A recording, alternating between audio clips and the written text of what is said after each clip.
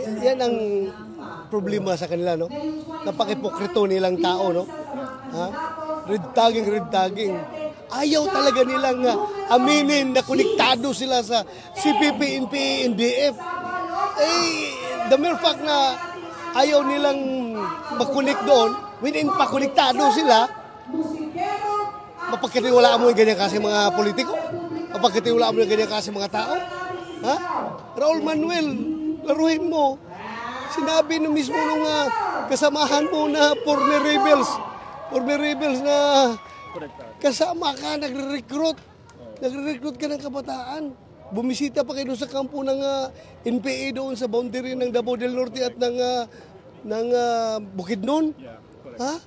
Tapos ngayon, ayaw mong ma-red tag? Ano palang ginagawa mo? Gusto mo blue tag, green tag, ano gusto mong tagging? What is CPP, NPA? That's red. Red. Yan, kayo ang klase mga politiko. Huwag na lang sabing politiko.